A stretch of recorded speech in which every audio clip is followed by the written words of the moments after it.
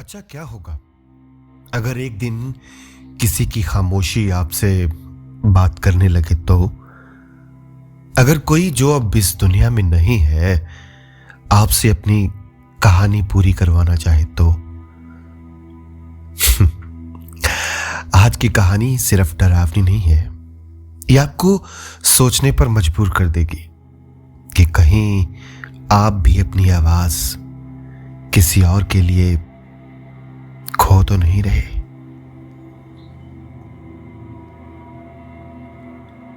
बारिश उस रात कुछ ज्यादा ही जिद्दी थी, जैसे आसमान किसी भूली हुई कहानी को जमीन पर लिख देना चाहता हो।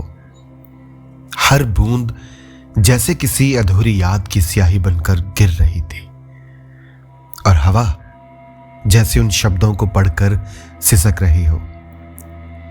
शहर के आखिरी कोने में एक पुराना मकान था जिसे लोग खामोशी का घर कहते थे।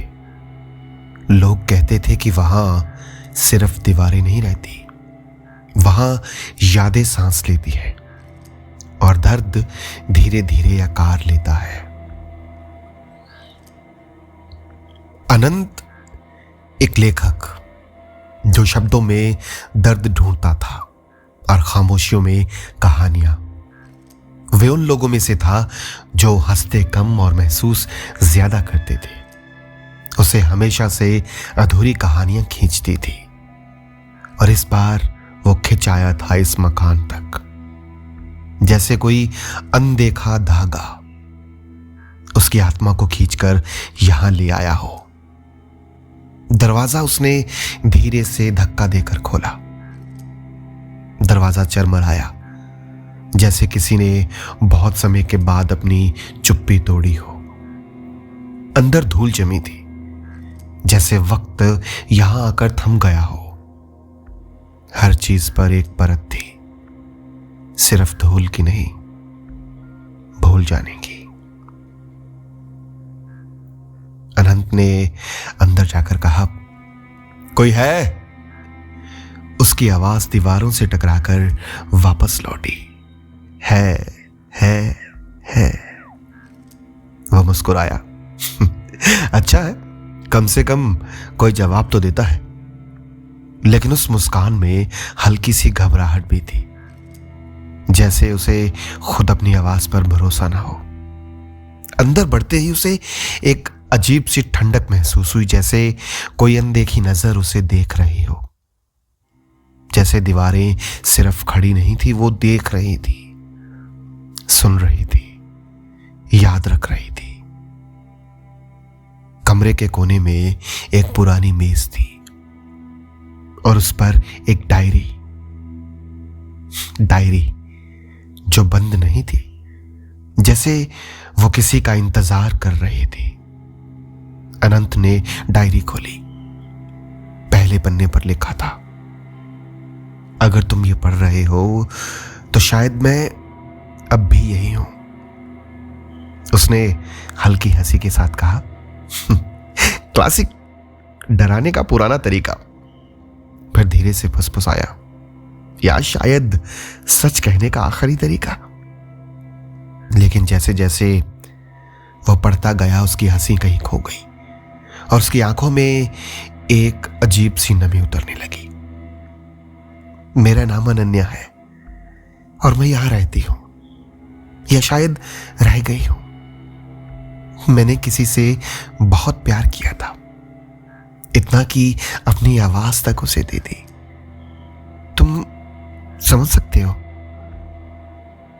किसी के लिए खुद को इतना मिटा देना कि तुम्हारी मौजूदगी बस उसकी परछाई बन जाए। वह कहता था, तुम्हारी खामोशी में सुकून है, और मैं उसके सुकून के लिए खुद को खामोश कर दी गई। धीरे धीरे मेरे शब्द मुझसे दूर होते गए और मेरी चुप्पी मेरी पहचान बन गई। अनंत ने पन्ना पलटा। उसके हाथ अब पहले जैसे स्थिर नहीं थे। एक दिन उसने कहा, अब तुम पहले जैसी नहीं रही, तुम में वो बात नहीं है। मैंने पूछा, कौन सी बात? वो हंसा। तुम्हारी आवाज, तुम्हारी हंसी, सब खो गया। मैंने कुछ नहीं कहा, क्योंकि मेरे पास अब कहने को कुछ बचा ही नहीं था। क्या अजीब है ना, जिसे पाने के लिए मैंने सब कुछ छोड़ा, उसी ने कहा तुम अब कुछ भी नहीं रही। कमरे में हवा अचानक भारी हो गई, जैसे किसी ने अभी अभी रोना बंद किया हो। अनंत ने पीछे मुड़कर देखा, जैसे कोई खड़ा हो, पर वहां कोई नहीं था। लेकिन एहसास साफ था कि वो अकेला नहीं था। डायरी का आखिरी पन्ना। अगर कोई यहां आए तो उसे बता देना कि खामोशी कभी सुकून नहीं देती, वो धीरे धीरे इंसान को मिटा देती है। खामोशी एक खाली कमरा नहीं, एक गूंजता हुआ अंधेरा है, जहां तुम खुद को पुकारते रह जाते हो और जवाब कभी नहीं आता। और अगर तुम्हें लगे कि कोई तुम्हें सुन नहीं रहा, तो चिल्ला देना। कम से कम तुम खुद को तो सुन पाओगे। अच्छा रुको, अभी जो तुम सुन रहे हो ये सिर्फ कहानी नहीं है, क्योंकि जो इस घर में गया है वो कभी खाली हाथ वापस नहीं आया। या तो वो अपनी आवाज वहीं छोड़ आया है, या फिर किसी और की ले आया है। अनंत के हाथ कांप गए। उसने डायरी बंद करनी चाहिए, पर उसकी उंगलियां जैसे जम गई। तभी पीछे से एक धीमी सी आवाज आई, तुम सुन रहे हो ना? उसका दिल तेजी से धड़कने लगा, धड़कन जैसे उसके कानों में चीख रही हो। धीरे धीरे उसने पीछे मुड़कर देखा तो वहां एक लड़की खड़ी थी, सफेद कपड़ों में, भीगी हुई, आंखों में गहरी खामोशी लिए। उसकी आंखें जैसे सवाल नहीं पूछ रही, जवाब मांग रही हो। तुम अनन्या हो? उसने डरते हुए पूछा। लड़की मुस्कुराई, एक ऐसी मुस्कान जिसमें दर्द भी था और सुकून भी। नाम से क्या होता है, आवाज पहचानो। अनंत की सांस अटक गई। मैं तुम्हारी मदद कर सकता हूं। लड़की धीरे से करीब आई, इतनी करीब कि उसकी ठंडी सांस अनंत की त्वचा को छू गई। मदद? वो हल्का सा हंसी। तुम लोग हमेशा मदद की बात करते हो, जब तक कोई पूरी तरह टूट ना जाए।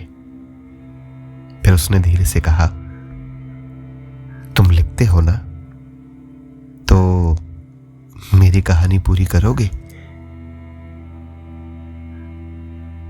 अगली सुबह लोगों ने देखा कि मकान का दरवाजा खुला हुआ था। बारिश रुक चुकी थी, पर हवा में अब भी नमी थी, जैसे रात अभी गई ही ना हो। अंदर मेज पर एक डायरी पड़ी थी, पर अब उसमें एक नया आखिरी पन्ना था, जिस पे लिखा था, मैं अनंत हूं और अब मैं समझ गया हूं कि खामोशी सिर्फ सुनने से नहीं टूटती, उसे महसूस करना पड़ता है। मैंने उसकी आवाज सुनी नहीं, महसूस की, और अब वो मेरे अंदर गूंज रही है। अगर तुम ये पढ़ रहे हो तो सावधान रहना, कहीं ऐसा ना हो कि तुम भी अपनी आवाज यहीं छोड़ जाओ। और नीचे हल्के से धुंधले अक्षरों में लिखा था, और अगर कभी तुम्हें लगे कि कोई तुम्हें पुकार रहा है, तो जवाब मत देना। और उस दिन के बाद लोग कहते हैं कि उस घर से कभी कभी टाइपिंग की आवाज भी आती है, कभी धीमी, कभी तेज और कभी जैसे कोई सिसकियां लेते लिख रहा हो, जैसे कोई अब भी कहानी पूरी करने की कोशिश कर रहा हो, या शायद अब वो कहानी तुम्हें लिखनी है।